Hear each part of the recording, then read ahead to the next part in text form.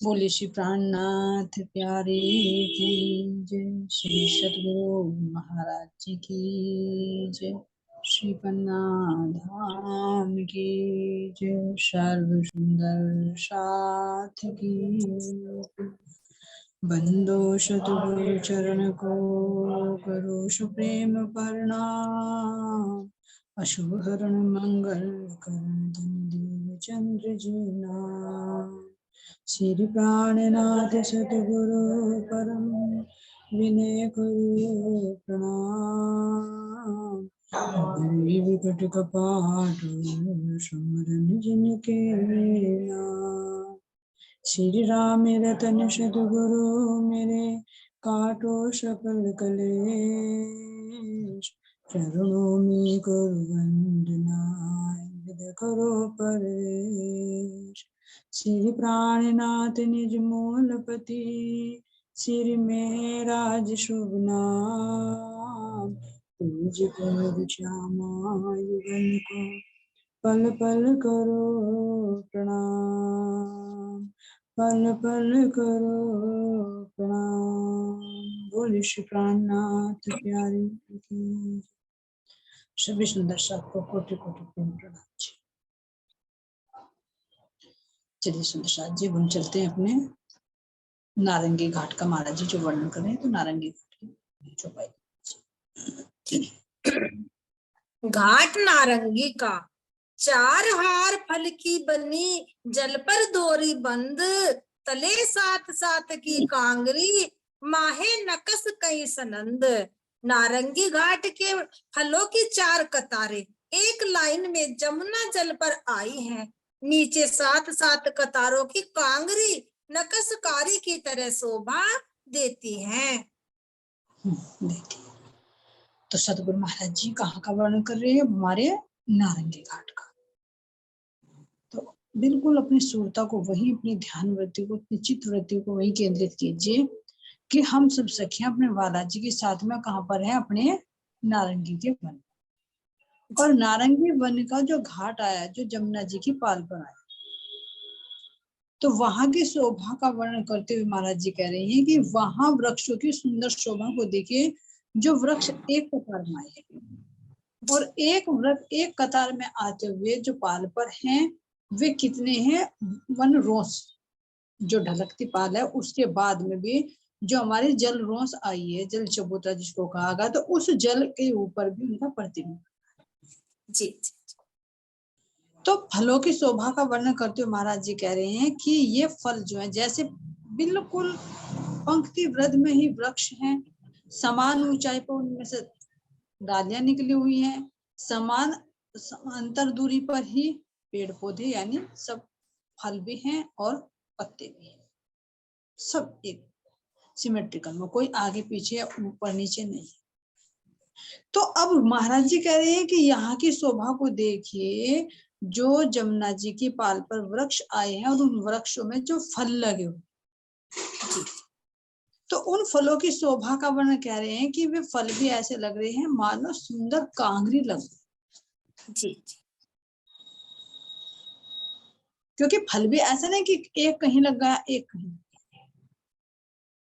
तो इसमें वर्णन कर रहे हैं कि 10 फलों का मिलाकर, अब फलों को देखिए कैसे नारंगी, जिसमें लाल रंग की आभा, गहरी लालिमा और पीला रंग भी झलकता है। तो ये क्या है? राज्य महाराज जी के अंदर का वो आनंद। और किस से मिल रहा है वो आनंद? एक दिली से। अद्वैत में ही तो आनंद है, द्वैत में तो ईर्ष्या द्वेष है, विकार है जी। तो जो राज्य महाराज जी के हृदय की एक दिली है, उस एक दिली के अंदर वो गहरी लालिमा है, वो आनंद छिपा हुआ है। तो इसी तरह से यहाँ पर भी इन फलों का वर्णन किया तो कैसे कर रहे हैं कि जैसे पीछे केल वन में दिखाया कि केले के जो गुच्छे लगे हुए हैं किस तरह से एक डिजाइन में बने, तो उनकी भी कांगरी बनी हुई है। और यहाँ पर जो नारंगी लगे हुए हैं, तो इन नारंगी को भी कांगरी की बात तो गहरी लालिमा लिए हुए पीले पीले रंग के ये राज्य महाराज जी के एक दिली और उनके आनंद का रस उसने यहाँ पर नारंगी के फल का रूप ले रखा है जी। अब यहाँ पर दिखा रहे हैं कि 10-10 जो फल बनकर सुंदर कांगरी की शोभा बना रही है। तो ये 10 संबंध तक के जो 10 गुण आते हैं, कह रहे कि एक के अंदर सब रस है, जी सब रंग है, एक फल से ही ले सकते हैं। तो यहाँ इस वन के अंदर दिखा दिया कि 10 के 10 जो संबंध तक के रंग हैं, गुण हैं, स्वाद हैं, वे सारे के सारे इस नारंगी वन के अंदर दृष्टिगोचर हो। और लगे हुए कैसे हैं? पहले 4 फल, फिर उसी के नीचे लगते हुए 3 फल, फिर उसके नीचे लगते हुए 2 फल, और उसके नीचे 1। तो कितने हुए ये? 10 हुए। 10। और इनके बराबर बराबर में कह रहे हैं कि 7-7 कांगरी दिखाई दे, क्योंकि एक कांगरी तो 4 वाले की आई, एक कांगरी 3 वाले की आई, एक कांगरी 2 वाले की आई। तो कितने हो गए? 3। और 3 ही इस साइड में, 6। एक 4 वाले की, एक 3 वाले की, एक 2 वाले की, और फिर एक जो 1 वाले की। तो 3 इधर, 3 इधर और 1 नीचे। तो इस तरह से 7 कांगरियों की शोभा दृष्टिगोचर हो रही। तो अब ये 7 भी क्या है? क्योंकि एक के अंदर सब फलों का रस है, तो ये ही प्रदर्शित कर रहा है कि 7 कांगरी यानी 7 के 7 वनों का रस इसके अंदर भी मौजूद है, सारे स्वाद इसके अंदर। तो तभी तो 7 वन दिखाई, तभी तो 7 कांगरी दिखाई, तभी तो 7 जो 10 ही फल दिखाई, क्योंकि संबंध जुड़ा हुआ एक दिल्ली का, और उसके एक दिल्ली में क्या है? शोभा है। तो यहाँ बहुत महाराज जी कह रहे हैं कि मैं जालाजी महाराज जी के जितने भी गुण हैं, जितने भी रस हैं, जितने भी स्वाद हैं, वे सब इस तरह से एक दूसरे में गुथे हुए हैं कि मैं उनको अलग करके बता ही नहीं पा रहा जी। लेकिन फिर भी मैंने यहाँ से चीज पकड़ पकड़ के उदाहरण दे देकर मैं ये चाह रहा हूं कि मेरी आत्माओं को भी यहाँ पर पता लगे कि मेरे धामधनी के गुण क्या है, में उनका रस क्या है, उनका स्वाद क्या है, उनकी खुशबू क्या है। तो जब हम अगर देखें तो नारंगी का जो स्वाद हम चखे तो खट्टा मीठा, तो वहां हमें खट्टे का नहीं पता था, स्वाद लेते थे। लेकिन अब हम ज्ञान के माध्यम से राज्य महाराज जी खट्टे और मीठे दोनों का स्वाद चखा। हाँ जी, देखो सारे वनों में खटास जरूर आती है, केले को छोड़कर। जी जी, नींबू ले लो वो भी खट्टा, अनार ले लो वो भी खट्टा मीठा है, आम ले लो वो भी खट्टा मीठा है, जामुन को ले लो वो भी थोड़ी खट्टी खट्टी मीठी लगती है, जी नारंगी भी खट्टी मीठी है। तो ये क्या? क्योंकि राज्य महाराज जी हमें मिलन का और विरह का दोनों का रसवाद अपनी रचना के माध्यम से हमें बता रहे इस खेल में। तो उस रस में हम स्वाद रहते थे, लेकिन स्वाद का नहीं पता था। तो अब धामधनी हमें यहाँ खेल में हमारी दृष्टि को जोड़कर हमें अलग अलग ये वनों के रूप में जो हम क्रीड़ा करते थे उसमें, तो यहाँ हमें जागृति कर कर उनका अनुभव करा रहे हैं कि देखो कैसा स्वाद है जी। तो ये अंदर का ही प्रकाश है सब, राज्य महाराज जी के हृदय का ही प्रकाश है जितनी भी चीज, और कैसे प्रकट हो रहा है वो पहले जिमी बनती है, और जिमी के अंदर जितना भी प्रकाश है वो फिर वृक्षों के रूप में, फलों के रूप में बाहर दृष्टिगोचर हो रहा है, जिसको हम रसवादन करते हैं जी। खुश रंग फल नारंग के, तिलक ले रंग लाल, जाए उठे माहे जल, ए शोभित इन मिसाल। नारंगी के फलों का रंग पीले में लाल रंग से मिला हुआ दिखाई देता है, जिसकी झाई जल में झलकती है, यह वन इस तरह शोभा धारण किए है। अब इनके रंगों का वर्णन कर रहे हैं कि जो नारंगी का फल है वो गहरी लालिमा लिए हुए। तो अब ये देखिए नारंगी का रंग भी ऐसा है जैसे मेरे धामधनी के मुख की लालिमा, वही आनंद, वही रस इस नारंगी के रूप में झलक रहा, अलग से कहीं नारंगी नहीं है। राज्य महाराज जी के हृदय का ही वो जब रस झलक रहा है तो वही फल के रूप में दृष्टिगोचर है। तो इसीलिए गहरी लालिमा दी। और कैसा है? पीला एक दिली, क्योंकि एक दिली में वो रस, जो स्वाद, जो आनंद आता है, तो उसमें ही तो चेहरा भी गुलाली हो जाता है, लाली ले लेता है हाँ आनंद। जी, तो एक दिली के अंदर ही वो आनंद है। तो वही राज्य महाराज जी की एक दिली, वही आनंद जी की लालिमा इस नारंगी के फल के ऊपर दृष्टिगोचर। तो ये फल कोई ऐसा फल नहीं, ये फल खुद अपने आप में चेतन। इसके अंदर राज्य महाराज जी के सर्व गुण है इसके अंदर। ये भी ऐसा नहीं कि लाल और पीला ही नजर आ रहा है। जब इसके अंदर हम हर तरह का स्वाद ले सकते हैं, हर तरह की खुशबू ले सकते हैं, तो इसका रंग भी तो हर रंग में हो सकता है। जी जी, लेकिन कह रहे हैं कि मैं अलग अलग करके उसका वर्णन कर रहा हूं ताकि मेरी रूह भी उसको समझ सके। समझ, अगर सारे को एक जगह मिला के कहूं तो कैसे समझे? तो जो ये जी, नारंगी का फल है, ये भी पल पल में अनंत रंगों में दृष्टिगोचर होता है, चेतन है। इसके अंदर भी सब तरह की खुशबू, चाहे राज्य महाराज जी के नूर की खुशबू ले ले, चाहे उनकी शीतलता की खुशबू ले ले, क्योंकि जल कैसा होगा? शीतल होगा, उसका जी रस जी, है। सफेद देखो, उसके बीच में बीज सफेद होता है, तो यानी बाहर भी वो रंग झलकता है। तो खुद राज्य महाराज जी ने अपने हृदय के इस रस को बाहर फल के रूप में प्रकट किया है, जिसको आत्मा अनुभव करती है और बाहर उसका प्रकाश आता है। जी जी जी, तो ये प्रकाश के ही रूप में तो बाहर दृष्टिगोचर हो रहे हैं। हाँ जी, जब रंग महल का वो प्रकाश इन वनों के रूप में बाहर प्रकट हो रहा है, और फिर इसी का ही प्रकाश अक्षर ब्रह्म पर सत अंग पर पड़ता है, तो इसीलिए अक्षर ब्रह्म की तरफ भी तो ऐसे ही वन बन गए। ऐसे, लेकिन अंतर क्या हुआ कि एक अंदर का हुआ और एक बाहर का, यानी एक अनुभूति हुई, एक एहसास हुआ, एक उसका प्रकाश यानी ज्ञान। ज्ञान, तो रंग महल के अंदर क्या है? इन स्वादों का एहसास, हाँ जी, और वो एहसास का जो प्रकाश आया, वो प्रकाश आया अक्षर ब्रह्म पर। इसीलिए कह दिया कि नूरे जमाल के नूर से ही ये नूरे जलाल प्रकाशित। तो कैसे? मान लीजिए कोई भी चीज है तुम कर रहे हो, तो उसका एहसास अंदर रह जाता है। हाँ जी, मान लीजिए तुमने कोई कुछ मीठा खाया, मीठे का तुम्हें कुछ स्वाद आया, और उस स्वाद का जो एहसास है, तो क्या उस एहसास को तुम बाहर बता सकते हो? जी, और बाहर बताओगे तो यानी उस पर प्रकाश डालोगे, उसे ज्ञान में लाकर प्रकट करोगे, तो वो ज्ञान, ज्ञान बाहर आ जाएगा और एहसास अंदर रह जाएगा, जो तुम्हें एहसास हुआ।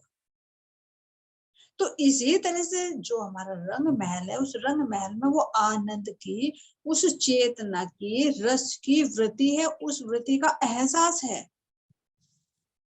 और जो बाहर एहसास जब वो बाहर प्रकट होता है, तो ये अलग अलग वनों के रूप में प्रकट हो रहा है। इन्हीं का ही प्रतिबिंब अक्षर ब्रह्म पर पड़ता है, तो अक्षरधाम की तरफ भी ऐसे ही वन। तो ये फलों को कहा जा रहा है फल, लेकिन फल ना कहे तो फिर अंदर का जो रस है, वो धामधनी के हृदय का रस है। जो इनके अंदर खुशबू है, वो धामधनी के अंदर जितनी भी खुशबू है गुणों की, वो सारी खुशबू में। हाँ जी, ठीक है, खुशबू को भी, यहाँ की खुशबू को भी तुम देख नहीं सकती, छू नहीं सकते, एक क्या, एक एहसास कर सकते हो नासिका। हाँ जी, तो अब परम धाम की खुशबू को कैसे करें? जब आत्मा के हृदय में वो गुण प्रकट होते हैं, कभी एक दिली का एहसास हो जाए, या राज्य महाराज जी के इश्क का एहसास हो जाए, या उनकी सुंदरता का एहसास हो जाए, तो जी, वो एहसास को तुम दिखा नहीं सकते किसी को। ना, कहोगे कि हाँ ऐसा हुआ, लेकिन वो एहसास अंदर रह जाएगा और ज्ञान बाहर। तो इस तरह से जब अगर आत्मा राज्य महाराज जी से एक दिले का एहसास करती है तो वो ही परम धाम की खुशबू है, पी ले। चाहे फिर ये फलों के रूप में हो, चाहे ये फूलों के रूप में हो, चाहे ये जल के रूप में हो, किसी भी रूप में, क्योंकि जो खुशबू एक खुशबू है वो सर्वत्र है, हाँ यानी जी, कि महाराज जी आगे वर्णन करेंगे कि एक ही फल के अंदर से तुम, मान लीजिए अगर नारंगी का फल है ये, तो इसी के अंदर से तुम केले की खुशबू भी ले सकते। जी जी जी जी। क्यों? क्योंकि जब एक दिल्ली में जाओगे तो एक दिल्ली का रस कैसा होता है? मीठा, तो मीठा का स्वाद आ जाएगा। बाहर प्रकटीकरण का देखोगे तो अलग अलग वर्णन हो जाएगा। तो एक के अंदर से तुम सब तरह का स्वाद ले सकते हो, तो जब स्वाद लेंगे उसका रस होगा तो उस रस में खुशबू भी तो होगी, हाँ जी, तो खुशबू को भी ले सकते हो। केले के अंदर से नारंगी का स्वाद ले सकते हो, नारंगी के अंदर से केले का स्वाद ले सकते हो, आम के अंदर से तुम नींबू का स्वाद ले सकते हो, नींबू के अंदर तुम जामुन का स्वाद ले सकते हो। क्यों? क्यों ऐसा क्यों? क्योंकि मूल में एक है, एक सब एक, और वो एक भी पूर्णार्थपूर्ण है। अगर ये कहे कि नारंगी के अंदर हम केवल नारंगी का स्वाद लेंगे, केले के माध्यम से हम केले का स्वाद लेंगे, तो फिर तो द्वैत हो गया, जी जी जी केला अलग हो गया, नारंगी अलग हो गया। लेकिन जब मूल में एक है तो वो अरस परस है, तो उसके अंदर उसका स्वाद और उसकी क्या उसका स्वाद ले सकते हैं, क्योंकि जी सब क्या है? अद्वैत है और पूर्णार्थपूर्ण है, नहीं तो अधूरे माने जाएंगे। जी जी। तो इसीलिए कह रहे कि इस संसार से न्यारा है हमारा पंथ, वाणी भी न्यारी है, लेकिन इसको कौन समझेगी? आत्मा समझेगी, जीव की समझ में नहीं आएगा। जीव तो ये कहेगा अरे कल्पना, कल्पना है सब, विश्वास ही नहीं करते।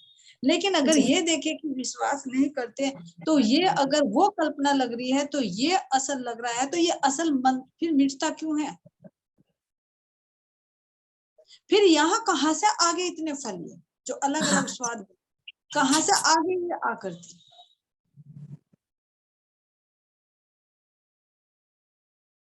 यही तो फरामोशी का पर्दा है कि जो नहीं है वो सत्यवादी होता है और जो है वो मिथ्याभाषित होता है। तो ये माया का पर्दा है। तो इसी को तो कह रहे महाराज जी की जो शरीर है मिटने वाला, इसको तुम साकार कहते हो, और जो परमात्मा जो सबको बनाते हैं उसको तुम निराकार कह रहे हो। तो अभी देखिए इस प्रकृति के अंदर जो हर तरह का फल है, वनस्पति है, बीज है, आखिर कहाँ से आ रहे? कहीं ना कहीं तो इसका मूल होगा। हाँ, पांच तत्व बने, कहीं ना कहीं तो उसका मूल होगा। तो जिसे नहीं पता वो तो कह देगा कि प्रकृति है, बनती है। लेकिन अब विचार करे कि जो सत्य है उस सत्य की ही तो प्रतिबिंब है संसार। हाँ, बीज तो वही है, तो वही की नकल को देख देख कर तो वो अक्षर ब्रह्म के अंदर में आता है, और जैसा अंदर होता है फिर वो वैसा ही बाहर बनाते हैं। जैसे तुम रियलिटी में होते हो और एक सौपन अवस्था बनती है, तो जो रियलिटी में देखते हो तो वो ही तो सपने में बनता है तुम्हारे। जी जी जी। तो आखिर देखे तो जब सपना, जब नींद टूट जाती है तो फिर सपना भी टूट जाता है, तो कहाँ है वो चीज सारी जी जी। जो तुम्हें इतनी बड़ी बड़ी चीजें नजर आ रही थी, तो कहाँ है वे? नींद के खुलते ही, सपने के टूटते ही सारी मिट गई, खत्म। और उस समय सत्य भास रही थी। तो उनका मूल कहाँ है? उनका मूल तो वास्तविकता थे। मान लीजिए मैंने तुम्हें सपने में देखा, तो तुम रियलिटी में तो अलग हो, सपने में मेरी कल्पना अलग है, तो उसी का हाँ, ही तो प्रतिबिंब बना उसमें। वो सपने का मिट गया, तुम फिर भी हो। तो इसी तरह से हमारे जो सत्य, जो परम धाम है, परम धाम के अंदर ये सारे फल है, पेड़ है, पौधे हैं, लेकिन क्या है? ये सब अद्वैतमयी है, नूरमयी है, चेतन है, आनंद से भरपूर हैं, और यहाँ पर जो उसका उल्टा प्रतिबिंब पड़ा, यहाँ पर ये असत, जड़ और दुख बनने मिटने वाले, ये सब ब्रह्मांड का लय हो जाएगा तो सब मिट जाएंगे और वो फिर भी रहेगा। जी जी तो इसीलिए कह रहे कि यहाँ पर तुम कल्पना नहीं कर सकते कि एक फल के अंदर से सब फलों का स्वाद कैसे दे सकते हो, एक इंद्री से तुम सब इंद्रियों का सुख कैसे ले सकते हो, लेकिन परम धाम के अंदर ये चीज है क्योंकि वो अद्वैत है। नेत्र से तुम देखते हो तो परम धाम के नेत्र से तुम सुन भी सकते हो, तुम बोल भी सकते हो, तुम देख भी सकते हो, तुम चल भी सकते हो, तुम क्रिया भी कर सकते हो, तुम खुशबू भी ले सकते हो, एक ही अंग से तुम सारी क्रिया कर सकते हो। जी जी जी और उसकी थोड़ी झलक तुम यहाँ पर भी देख सकते हो। नेत्र है, अगर मैं अपने नेत्रों से तुम्हें देख रही हूँ तो मेरे नेत्र देखने का कार्य कर रहे हैं। हाँ जी लेकिन ये देखते देखते ही तुम्हारे मनोवृत्ति को पढ़ लेगा कि तुम्हारे दिल में क्या है। हाँ जी तो कानों से, तुम्हारे मुख से शब्द नहीं निकले, लेकिन मेरे नेत्रों ने जब देखा तो तुम्हारे दिल की बात को सुन लिया। सुन तुम अगर प्रेम बरसाओगे अपने नेत्रों से तो क्या मेरे नेत्र सुनने का काम नहीं करेंगे कि तुम क्या कहना चाह रहे हो? जी कर रहे ईर्ष्या का भाव होगा तो क्या मेरे नेत्र तुम्हारे नेत्रों को देख के पढ़ नहीं लेंगे कि क्या कहना चाह रहे हो? सुन लिए ना, इन कानों ने नहीं सुने, नेत्रों के माध्यम से ही सुन लिए। नेत्रों से ही तुम इशारे कर रहे हो तो क्या तुम कह नहीं रहे, कह रहे हो ना सांकेतिक भाषा, तो बोल रहे हैं ना नेत्र, बोल रहे अंदर में जो चल रहा है उसकी एहसास हो जाता है, उसकी खुशबू आ जाती है कि इसके हृदय में क्या चल रहा है, भले ही पता ना चले, लेकिन जब हम अंतर्दृष्टि से देखते हैं तो पता चल जाता है कि बंदा क्या सोच रहा है, क्योंकि चेतना के अंदर पूर्ण प्रकाश है। तो क्या इसको खुशबू नहीं आती नेत्रों, ले ली खुशबू। नेत्रों से ही कितना कार्य होता है, नेत्रों से ही तुम चल भी सकते हो। तो यहाँ भी झलक है इसकी। तो अब ये देखिए, जब यहाँ द्वैत के ब्रह्मांड में इतना हो सकता है तो हमारे परम धाम में हमारे नूरी तनु की जो गुण इंद्रियां हैं तो वे क्या नहीं कर सकते सब। लेकिन फिर भी एक से सब कार्य होते हुए भी फिर भी धाम धनी अलग अलग इंद्रियों का हमें सुख प्रदान करते हैं। जैसे अभी फलों का वर्णन कर रहा है कि इन गुच्छों को तुम देखो तो नेत्रों से देखने का भी आनंद लो, नासिका से इनकी खुशबू का भी आनंद लो, रसना से इनके स्वाद का भी एहसास करो, स्पर्श से इनकी कोमलता का भी एहसास करो, इनसे बातें भी करो। तो इस तरह से हम एक ही इंद्रिय से सब तरह का सुख प्राप्त कर सकते हैं और एक ही फल से हम सब तरह का रस, सब तरह की खुशबू प्राप्त कर सकते हैं। क्यों ऐसा क्यों हो रहा है? क्योंकि ये परम धाम हमारा अद्वैत भूमिका है और ये संसार यहाँ पर द्वैत की भूमिका है। जी तो ये हमें धामधनी तारतम्य ज्ञान से दर्शा रहे हैं जो इस बुद्धि से समझ में नहीं आ सकता, केवल आत्मा का अनुभव कर सकती है।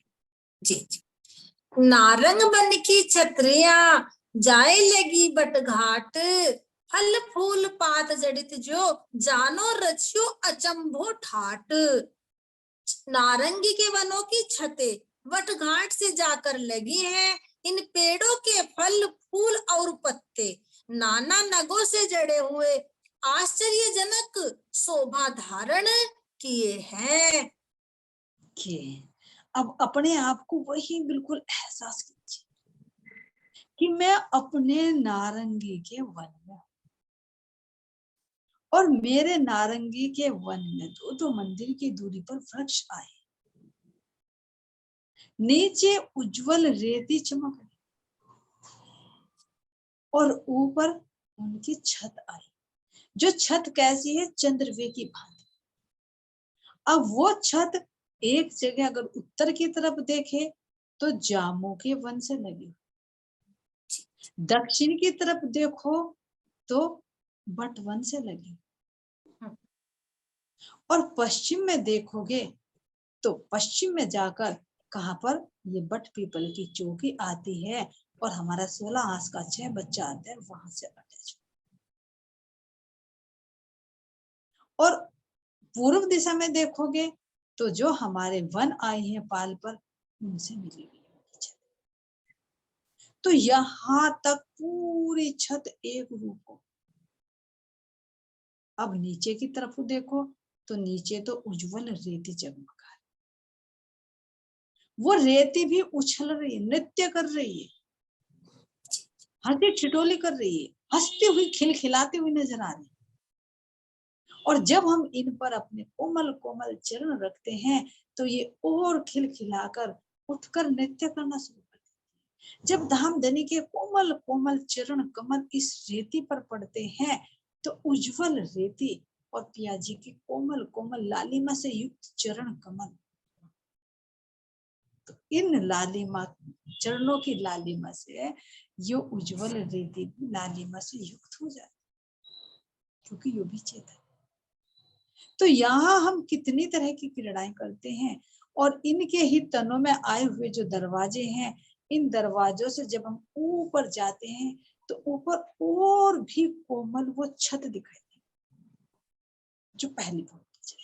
तो अब कह रहे कि नीचे से देखे तो छत ऐसी सुंदर लगेगी मानो रंग बिरंगा चंद्रमा तान दिया, क्योंकि एक एक पत्ती के ऊपर, एक एक फल के ऊपर, एक एक फूल के ऊपर अनेक रत्न जड़े हुए, यानी सर्व गुण संपन्न, उन गुणों का प्रकाश है, उन गुणों की खुशबू है और उनमें से मधुर ध्वनि। ये नहीं कि यहाँ की बातें है कि यहाँ के पेड़ पौधे नहीं होते।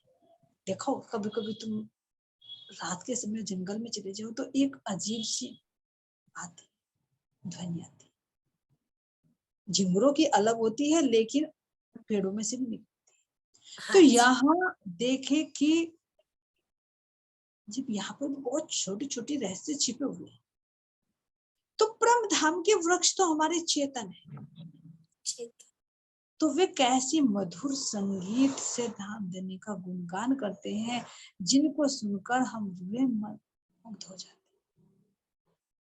बस ये मन करता है कि आराम से बैठ और इनकी मधुर मधुर बातों को सुने। और कभी ये नृत्य करते हैं, कभी ये गायन करते हैं, तो हम सखियां कभी तो नीचे जमीन पर क्रीड़ाएं करती हैं और कभी हम इनकी चांदनी पर चढ़ जाते हैं, तो ये भी 2 भौम ऊंची।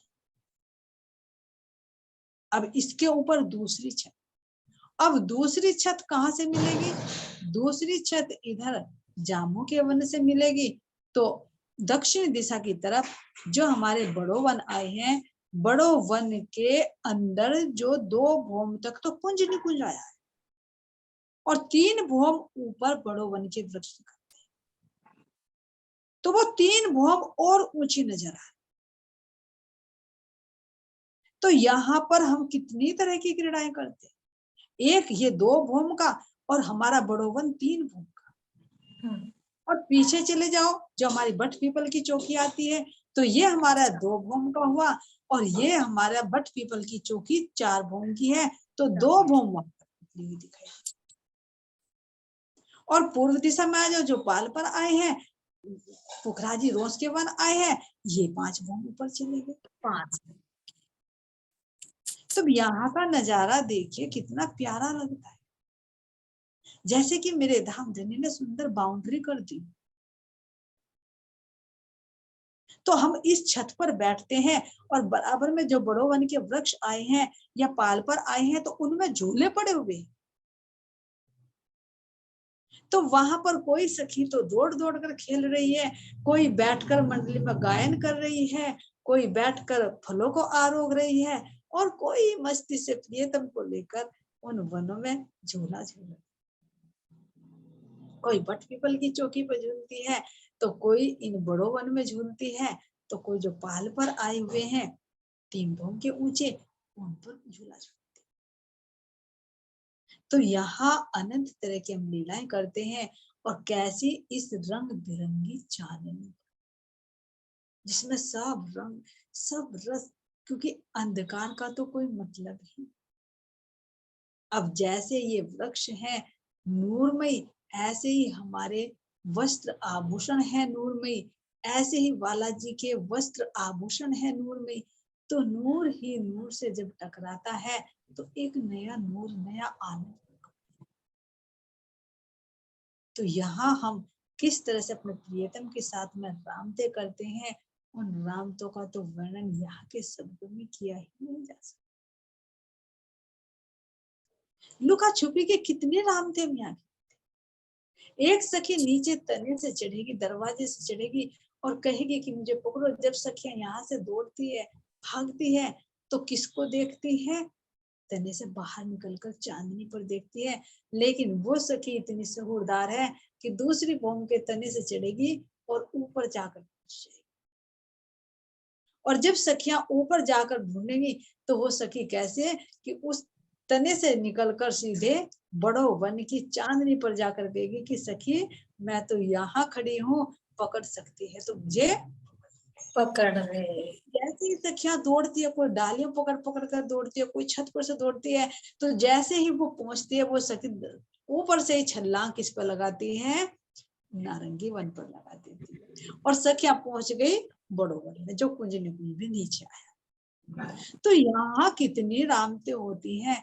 इन रामतों का तो अनुभव केवल आत्मा जब अपने परमात्मा के साथ लगती है तो उसका एहसास तभी हो सकता। तो कैसे नूरमयी हमारे वन है, कैसे ये वन भी स्पर्श करने के लिए तत्पर रहते हैं, हमारे से मीठी मीठी बातें करने के लिए लालायित होते हैं। चाहे जिमी हो, चाहे तने हो, चाहे पत्ते हो, चाहे फूल हो, चाहे फल हो, सब हर कोई उस आनंद की मस्ती में मुस्कुरा रहा है, नृत्य कर रहा है, गायन कर रहा है। तो देखिए हमारे अपने धाम की शोभा को देखिए, कितने आनंद में हम मस्त रहते थे, और कहाँ हम अब इस झूठे ब्रह्मांड को देख रहे हैं जहाँ के वृक्ष कितने कठोर, कितने जड़, कितने कटीले होते हैं, कितने कठोर होते हैं, बनते हैं, मिटते हैं, पत्ते गिरते हैं, गिर जाए तो सड़ जाते हैं। ये देखिए, तो कहाँ हमारे परम धाम के नूरमयी चेतनमयी वृक्ष, और कहाँ यहाँ के वृक्ष, कहाँ वहां की जगमगाती हुई वो नूरमयी जिमी रेती, और कहाँ यहाँ की रेती जिसने तपा। महाराज जी इसलिए बार बार कह रहे हैं कि हे रूहो, अपनी दृष्टि को खोलो और अपने धाम के उन सुखों को याद करो जिन सुखों में तुम रमण करते हो। तो ये मेरे धाम के धनी अपने ही उस आनंद को, अपनी ही उस एक दिली को विशेष रूप से शोभा देकर और उसके साथ में सारे गुणों को जोड़कर यहाँ पर हमारे लीला रमण के लिए ये नारंगी का वन खड़ा करते हैं, जिसमें हम अपने प्रियतम के साथ में अनेक तरह की रामते करते हैं। एकल छाया रेती रोशन, पूरन सिफत कमाल, और अनेक बन आगू भला, ए हद छोड़ चलिया दीवाल। इन पेड़ों की छाया एक समान है और नीचे रेत प्रकाशित होती है। सभी की सिफत अपूर्व पूर्णता युक्त है, और भी अनेक तरह के वन के पेड़ यहाँ की भूमि की हद को उल्लंघ कर रंग महल की दीवार से जाकर लगे हैं। तो कह रहे हैं कि एकल छत्र जी, ये सब को मिलकर एक रूप हो गई ये छत्र, और नीचे रेती का नूर, ऊपर उस चंद्रवे का नूर, और बीच में हम सखियां बैठी। तो कैसे, क्या यहाँ मोल मिलावा नहीं बनता? हाँ जी। और यहाँ से हम कितनी तरह की रामते करते हैं, और रामते करते करते हम इस चंद्रवे की शोभा को भी देखते। तो कह रहे कोई ऊपर नीचे नहीं, बिल्कुल एक सीध में, बिल्कुल बराबर मोटाई लिए हुए ये क्या है, सुंदर छत है, जिसको एक चंद्रमा कह दिया, एक छतरी मंडल कह। तो कितनी लंबी छतरी मंडल बनती है, और इस छतरी मंडल के चारों तरफ कह रहे हैं कि जो रंग महल की दीवार से लग गया वो कौन सा लग गया, जो हमारे उसके आते हैं बट पीपल के, वे रंग महल से लगे हुए। और इधर इनका जो लगे हुए झरोके वे किससे लगे हुए हैं, इस नारंगी से।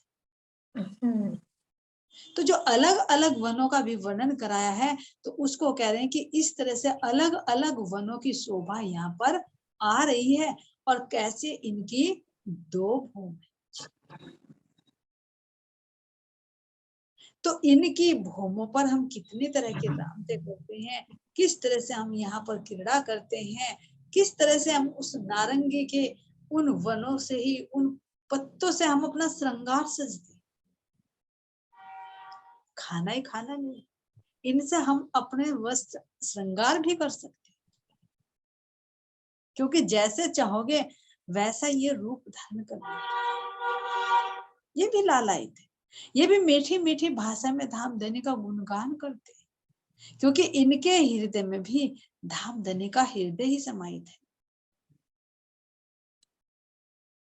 तो ऐसे हमारे नारंगी ये बिल्कुल लालिमा से युक्त कितने सुंदर जगमगाते हुए लटके हुए हैं, जिनका वर्णन शब्द में नहीं किया जा सकता। और ये सब क्या है, आत्मा के हृदय में बातूनी भेद में सब राज्य महाराज्य का जब हृदय आत्मा के हृदय में आता है, तो सारे वन, सारे फल, सारी खुशबू, सारी लीलाएं ऑटोमेटिक आत्मा के हृदय में चलती रहती हैं। ये तो जाहिरा रूप में बताया कि मैं ऐसे वर्णन ना करूं तो फिर कैसे करूं। नहीं तो कह रहे कि ऊपर तले अर्श न कहिया, अर्श कहिया मोमिन करो।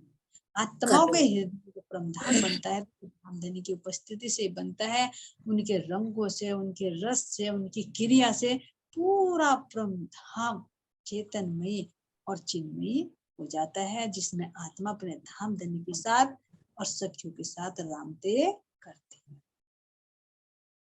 चौपाई एकल छाया रेत रोशन, पूरन सिफत कमाल, और अनेक बन आगो भला, ए हद छोड़ चलिया दीवाल। चलिए दीवार। तो ये छतरी मंडल का वर्णन किया, इसकी चांदनी का वर्णन किया, इन पर हम कैसे रामते करते हैं, कैसे आना जाना होता है बट पीपल की चौकी से और बड़ोबन से। तो यहाँ में धामधनी हमें अपनी लीलाओं को याद करा रही। तो यही तो मेरे धामधनी की मेहर है, कृपया है। इस कृपया के लिए उनके चरणों में कोटि कोटि प्रेम प्रणाम। बोले श्री प्राणनाथ प्यारे की जय, श्री सतगुरु महाराज जी की जय, श्री पन्ना धाम की जय, सर्व सुंदर साथ की